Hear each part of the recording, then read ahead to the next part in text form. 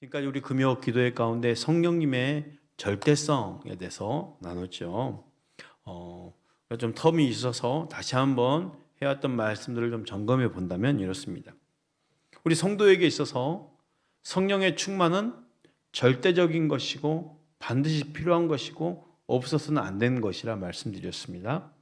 성령 충만은 우리 예수님의 약속의 말씀이기 때문에 반드시 받아야 된다는 거죠. 모든 성도는 이 약속의 말씀을 붙들고 성령 충만을 사모해야 된다는 거예요. 어떻게 우리가 성령 충만을 할 수 있었습니까? 회개함으로, 오직 기도와 말씀과 찬양으로. 따라합시다. 회개함으로, 오직 기도와 말씀과 찬양을.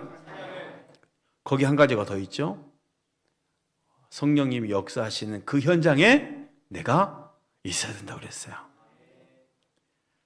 그 오순절 수많은 다락방, 수많은 집에 있었지만 성령이 부어진 곳이 있었죠. 마가 다락방, 사모하면서 기도하는 그 현장에 성령님이 부어졌다는 거예요. 오늘 밤도 우리가 한 자리에 모여 있습니다. 이곳을 사모하시고 성령님의 충만함을 더욱더 사모하시길 축복합니다. 그 현장에 있어야 되는 거예요.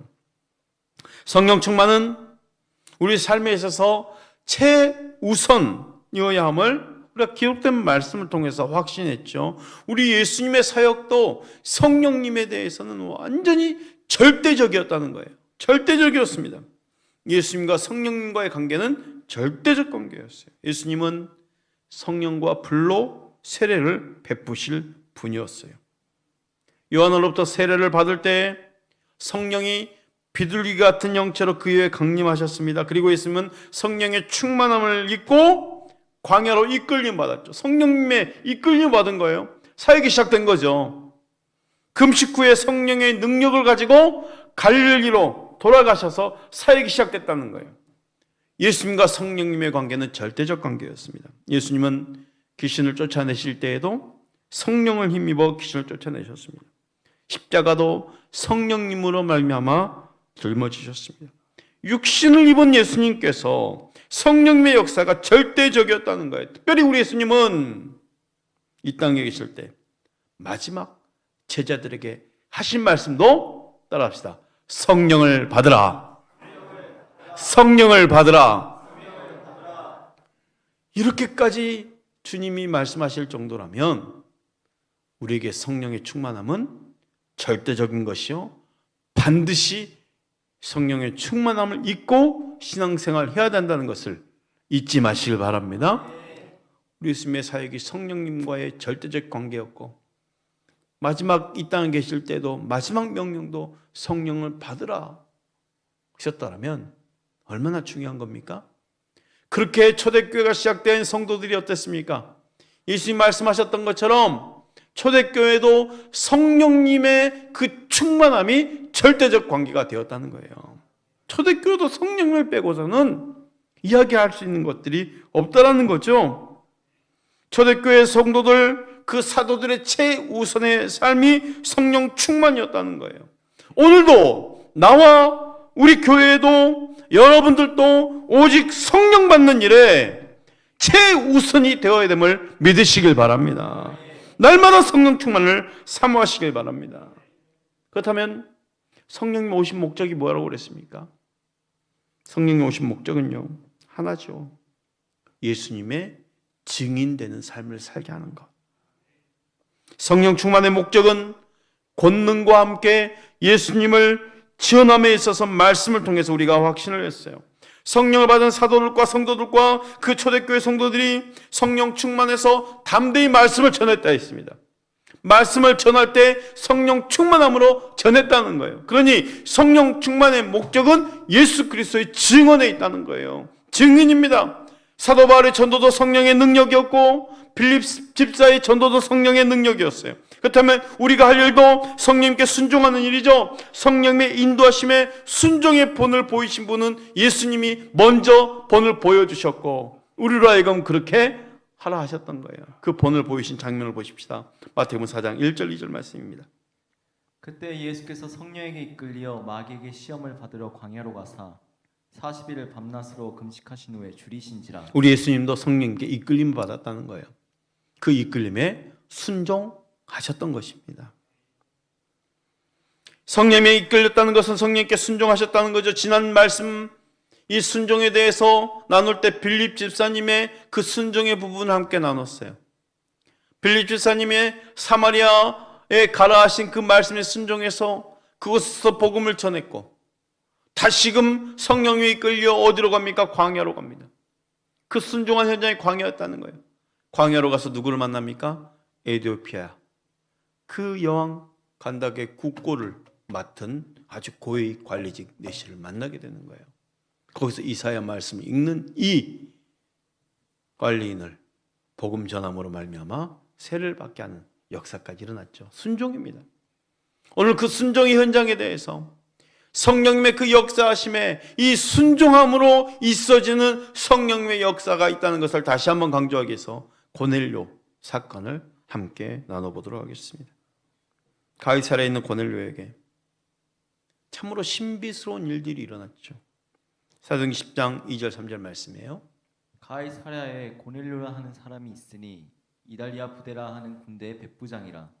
그가 경건하여 온 지방과 더불어 하나님을 경외하며 백성을 많이 구제하고 하나님께 항상 기도하더니. 고넬료는 어떤 사람입니까? 로마 백부장입니다. 아니 가이사랴 지방에 지금 파견되어 있는 이탈리아 로마의 그 백부장 군인 장교인 거예요. 그 장교를 그 이방인이죠. 하나님이 어떻게 평가하는가 보십시오. 하나님 앞에서 경건한 사람이라고 그랬어요.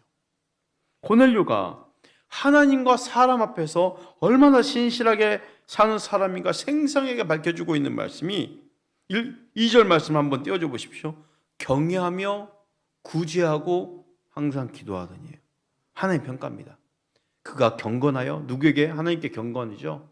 또 사람에게 뭐 했습니까? 구제했어요. 하나님께 뭐 했습니까? 항상 기도했어요. 하나님 평가예요.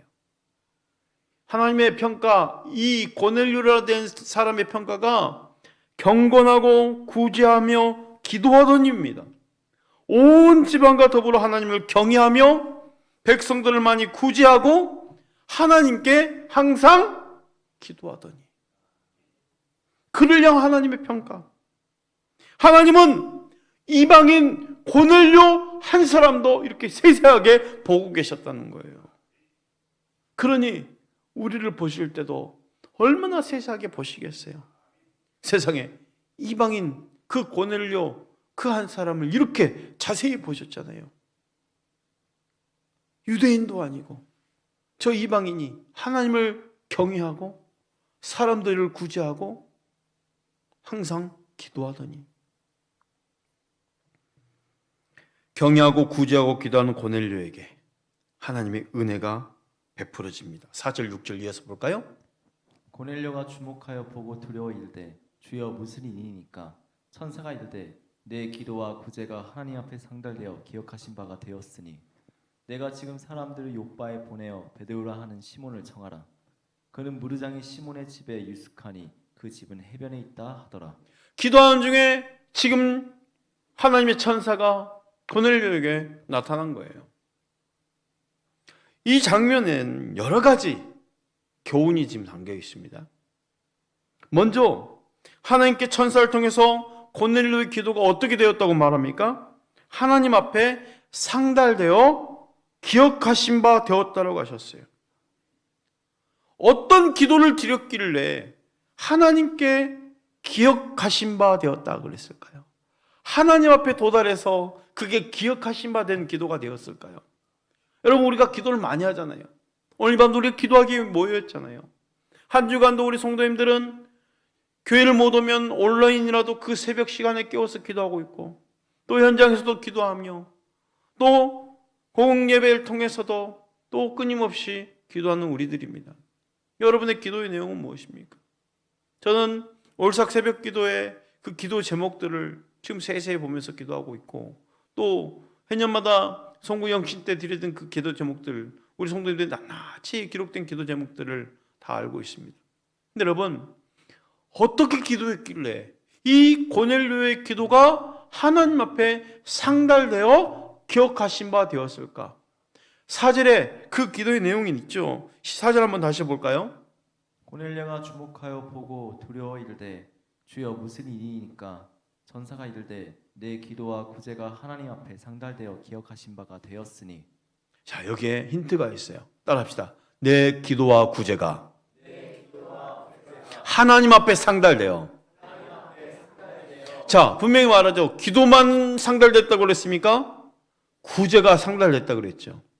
그러면 그 기도는 어떤 기도였는지 우리가 충분히 짐작할 수 있어요. 그 기도는 구제가 병행되어 있는 기도였다는 거예요. 그 기도는 단순히 입으로만 하는 기도가 아니었다는 거예요. 행동이 함께 수반된 기도였다는 거예요. 오로지 자기 욕구만을 채우는 이기적인 기도가 아니었을 거예요. 아마도 그 기도는 이웃을 사랑하는 내용들로 가득했을 것 같아요. 너의 기도와 구제가 상달되었다는 것은요, 하나님 특별히 그걸 말했잖아요. 너의 기도와 구제가 상달되었다는 거. 그러면 이 고넬료가 얼마나 자기 백성뿐만 아니라 자기에게는 이방인이죠. 이 유대인들을 사랑하면서 저 누구 집에 누가 아픈데 뭘 좀 도와줘야 되겠는데 하면서 하나님 저 집에 저 자녀를 살려주세요. 그런 기도, 예를 들어서 말이죠. 그 기도가 행동이 수반된 기도. 그리고 기도만 끝나면 그걸로 끝나는 것이 아니라 실질적으로 구제를 했을 것 아닙니까? 그러니 그 기도가 하나님 앞에 상달되어 기억하신 바 되었다는 거예요. 하나님이 기뻐하시는 기도, 하나님이 듣는 기도, 하나님이 기억하신 바 된 기도는 바로 이런 기도여야 된다는 거죠. 하나님은 이 고넬료에게 이제 누구를 청하라고 그럽니까? 베드로를 청하라는 거예요. 베드로가 어디 있다고 그럽니까? 무두장이 시몬의 집에 있다는 거예요. 그것도 요빠 항에 말이죠. 정확합니다. 요빠 항에 가면 그 당시 시몬의 이름이 정말 많았으니까, 베드로도 시몬이었으니까. 그럼 요빠 항에서 시몬을 찾는 것은 어디 목포 항구에 가가지고 김씨를 찾는 것과 똑같은 거니까. 근데 정확한 말이죠.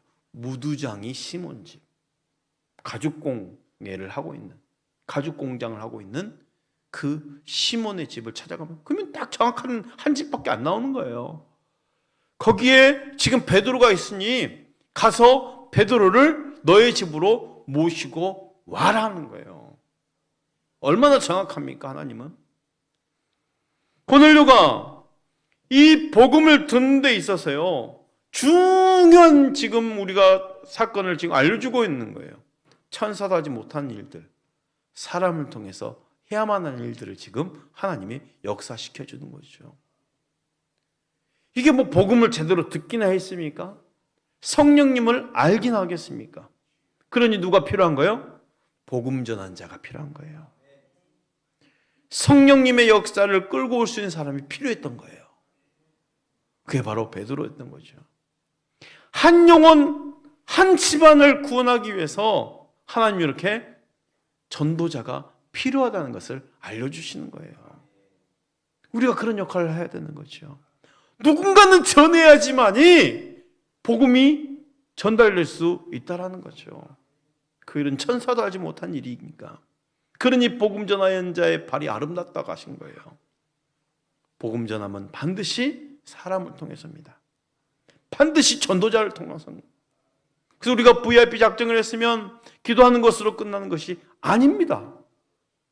그래서 준비된 선물을 만들어서 어떻게든지 전달해라는 것이고, 또 효과적으로 복음을 전할 수 있도록 간증자도 세웠던 것이고, 그러니 이 간증자를 통해서 내가 은혜 받기 위함이 아니라 더 나아가서 이 간증자를 통해서 나는 쉽게 복음을 전달받았는데 더 쉽게 복음을 전달받을 수 있도록 VIP들이 오시면 이게 복음이구나, 전달받기 위해서.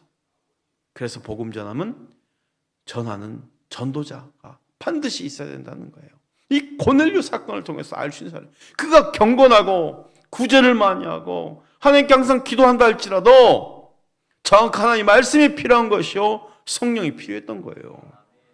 그래서 교회가 존속해야 되는 것이고 올바른 진리가 선포되어야 된다는 거예요. 정말 중요합니다. 여러분, 우리가 정말 거룩하고 건강한 신앙생활을 할 수 있어야 되는 것이 얼마나 중요합니까? 지금 뭐 수많은 군소교단이 있죠. 지금 뭐 언론이나 어떤 정치적으로 사역을 하시는 목사님 중에서는요, 실질적으로 방송에서 이런 말을 해요. 6개월 만에 목사 안수 준다고까지 선포한 사람들이 있었어요. 말이 안 되는 겁니다. 목회자가 단순히 6개월 만에 목사 안수를 받을 수 있다? 최소한 10년입니다. 목사 안수를 받기 위해서 4년 공부해야죠. 3년 신학 대학원 공부해야죠. 1년 후에 강도사 합격을 해야죠. 또 1년 후에 목사고시 합격을 해야죠. 그래서 노예에서 준하는 목사 안수가 주어지는 최소한의 연도가 10년입니다. 근데 어떻게 6개월 만에 목사 안수를 받습니까? 여러분, 문제는 이 당시에 그런 체계적인 교육이 없어서 당연히 그럴 수밖에 없는 거죠. 근데 중요한 게 뭐예요? 베드로 이 사도를 통해서라도 지금 올바른 복음을 받아야 된다는 거예요. 올바른 복음, 올바른 진리가 필요했다는 거죠. 이 고넬료에게 복음 전하는 자로 베드로를 선택해 주신 거예요. 여러분, 우리가 VIP를 잡고 기도하고 있는데 그 영혼을 복음 전하기 위해서 여러분을 선택해 주신 것입니다. 그러니 얼마나 귀합니까? 포기하지 마시고 끝까지 기도하면서 권면하시고 사랑해 주시고 섬겨 주시길 바랍니다. 군인으로서 이 유대 땅 가이사랴에 주둔하다 보니 자연스럽게 유대인의 영향으로 온 가족과 더불어 하나님을 경외하고 다른 사람을 구제를 행했고 또 항상 기도하는 사람이었지만 실질적인 복음을 전달받지 못했기에 그에게 생명의 복음을 접할 수 있도록 욥바에 있는 베드로를 청하도록 역사하신 거예요. 이게 다시 한번 왜 중요한지를 설명한다면, 예를 들어서 한 나라의 복음이 들어갈 때에도요, 일본과 우리나라의 복음 역사가 완전히 틀리다고 제가 저번에 말씀드렸어요. 일본은 14세기에 복음이 들어간 그 문헌이 있어요. 15세기, 14세기에 활발하게. 그러면 14세기, 15세기면은 이 구교겠죠. 가톨릭입니다. 신교, 구교가 분리되기 전이니까. 그럼 구교가 복음이 이제 증거된. 그때는 뭐 복음이 그게 복음이었으니까 분리되기 전이니까요. 그럼 보세요. 그런데 지금도 기독교가 되지 못했어요. 왜요? 꾸준히 선교사님을 통해서 말씀이 들어가고 성경이 들어가야 되는데 그게 단절된 거예요. 심각한 핍박과 예수 믿는 사람들을 처형하는 그런 일들 때문에 가족 안에서조차도 내가 예수 믿는다고 말을 못하는 거예요. 왜? 신고를 하니까. 그래서 수많은 순교자들이 일본에도 많이 나왔죠. 천주교 순교자들이, 가톨릭 순교자들이. 근데 우리나라는 이 복음이 뭐 몇백 년 되지 않지 않습니까? 근데 복음이 들어올 때 어떻게 들어왔습니까? 처음에 말씀드렸죠. 선교사님 들어오기 전에 이미 성경이 들어와 버린 거예요. 말씀이 먼저 들어와 버린 거예요.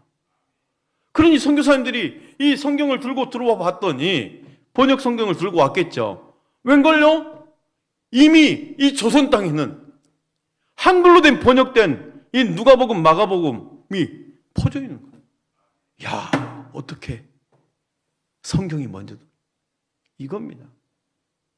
그러니 말씀 변하지 않는 이 진리의 말씀이 있기에 복음에 대한 무장이 확실하게 되는 거예요. 정말 중요한 사건이죠. 그런데 보세요. 고넬료는 한 번도 만나보지 못한 베드로를 요청하라는 이 천사의 말에 즉시로 순종했다는 거예요. 오늘 말씀의 핵심은 이렇습니다. 순종하는 그 역사에 성령님이 일하신다는 거예요. 한 번도 만나보죠. 베드로가 어떻게 생긴지 어떻게 합니까? 그냥 무조건 베드로를 청하라니 청한 거죠.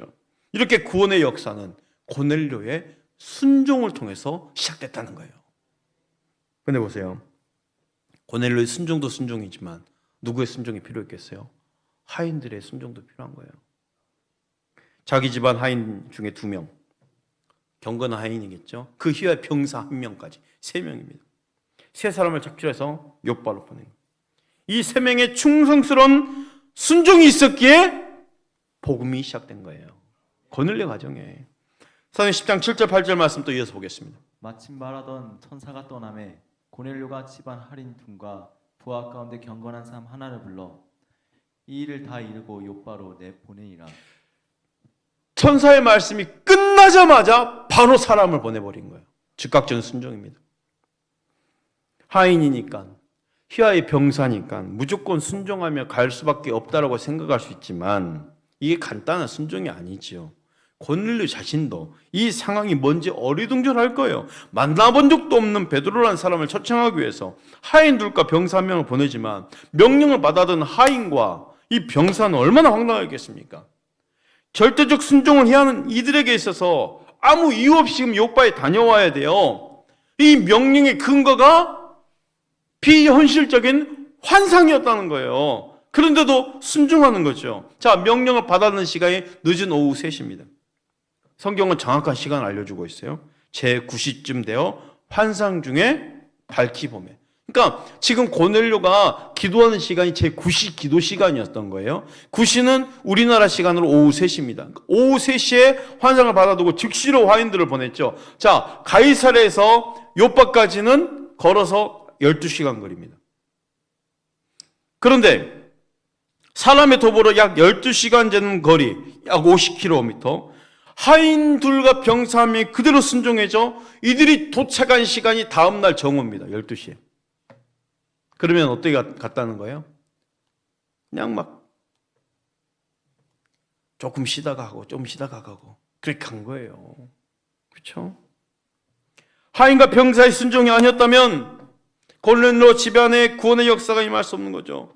우리가 성경을 보다면 쉽게 잊혀질 수밖에 없는 순종의 현장이에요. 이 사건은 우리가 고넬료와 베드로만 주목할 수 있지만 하인들의 순종은 잊혀질 수 있죠. 하지만 이들의 순종이 없었다면 고넬료와 베드로에게 하나님의 역사가 없는 거예요.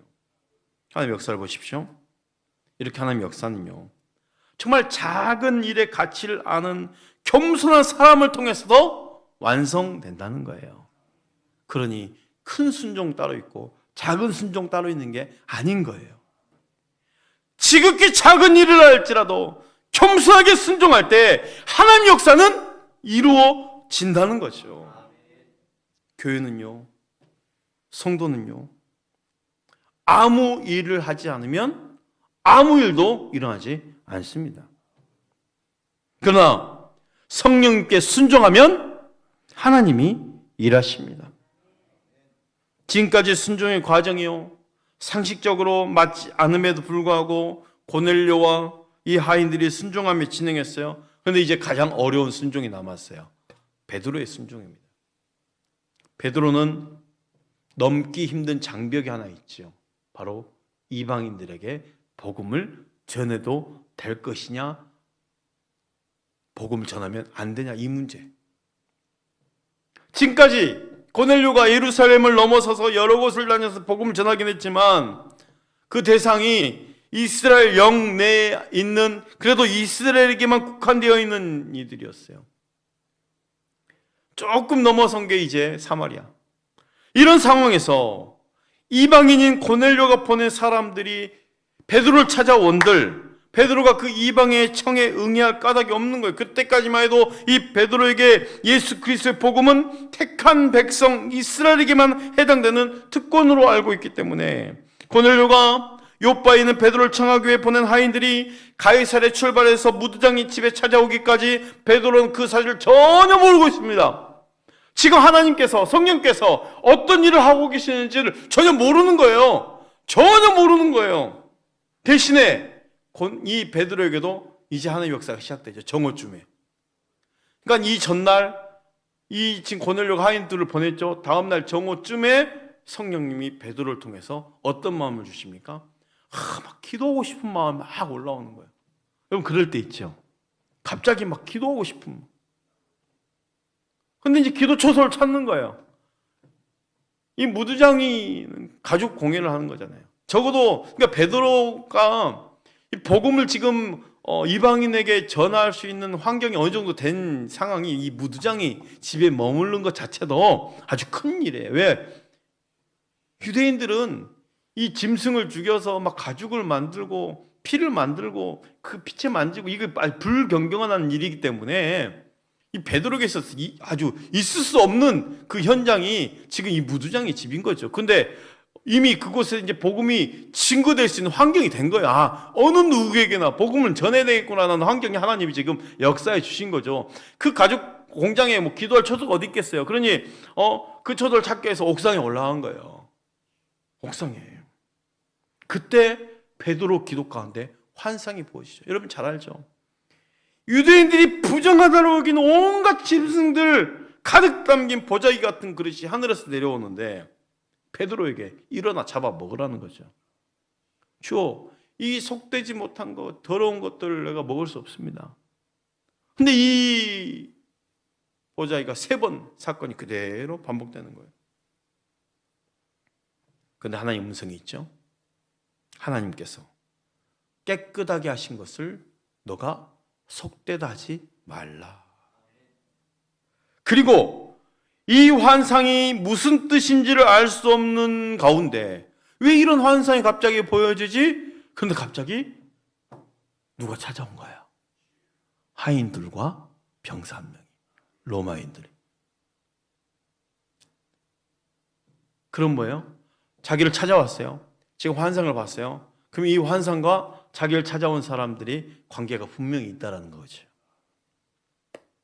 이 모든 것이 연관되어 있음을 느낄 수 있는 거예요. 그리고 성령님이 베드로에게 그 순간 말씀하십니다. 19절 20절 말씀.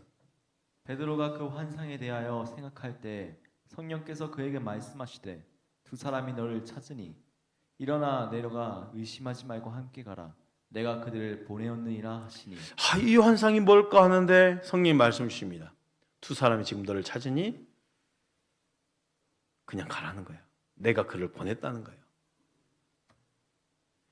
이 환상에 대한 구체적인 해석은 없습니다. 그냥 의심하지 말라는 성령님의 음성을 듣고 저들을 불러들이고 함께 유숙하죠. 하룻밤 머물고 그 다음날 일행들과 함께 고넬료 집으로 향하는 거예요. 그리고 그 결과 어떻게 됩니까? 백부장 고넬료뿐만 아니라 백부장은 그에 가까운 친척들, 친구들 다 모아놓고 기다리고 있는 거예요. 베드로를. 그 기다리고 있는 그 집안의 모든 사람들이 다 성령을 받고 구원을 받는 축복이 놀라운 역사가 이루어졌다는 것이죠.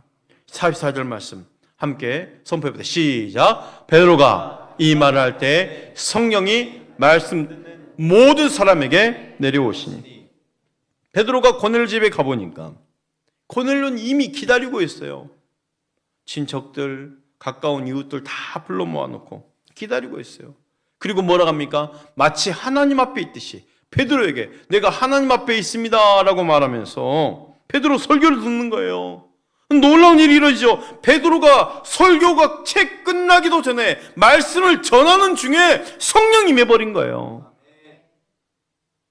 말씀을 듣는 중에입니다. 고넬료 일행들이 한 것이라고는 말씀 듣는 것 외에는 없습니다. 그들은 단지 베드로의 입을 통해서 나오는 하나님의 말씀을 들었을 뿐입니다. 온 마음을 집중해서 하나님의 말씀을 경청하고 마음에 담는 거예요. 바로 그들에게 성령이 임했다는 것은 조금도 이상할 일이 아니었다는 거죠. 하나님의 영이신 성령께서 하나님의 말씀에 겸손하게 귀 기울인 자에게 임하시기 때문에. 자, 지금까지 고넬료 입장에서 보면 하인들을 보내놓고 베드로가 언제 올지 모르는 거죠. 그렇잖아요. 이튿날 하인들이 요바에서 도착해서 베드로 만났고 함께 유숙해 그 이튿날 다시 왔기 때문에 총 거의 3, 4일 되는 거리예요. 하인들을 보냈을 때 이들이 언제 돌아올지 정확한 시간을 알지 못합니다. 하지만 이 과정에 누가 지금 일하고 계시는 거예요? 성령님이 모든 과정에 일하고 계신 거예요. 오늘 위한 하나님의 역사는 오늘 내가 기도할 때 환상을 본 그 하루에만 국한되지 않고 계속 이어졌다는 거죠. 사랑하는 성도 여러분, 내가 기도하고 끝나는 것이 아닙니다. 하나님께서는 계속 일하십니다. 순종을 통해서 역사하십니다. 큰 순종이 있고 작은 순종이 따로 있는 것이 아닙니다. 지극히 작은 일에 겸손함으로 순종할 때 성령님의 놀라운 역사가 있어짐을 믿으시길 바랍니다. 무엇을 해야 할지 모르더라도 성령님께 순종하면 하나님의 뜻이 보일 것입니다. 오늘 말씀의 핵심은 성령님은 순종하는 가운데 역사하신다는 거예요. 오늘 우리의 순종을 통해서 하나님의 영광을 볼 수 있기를 축복합니다.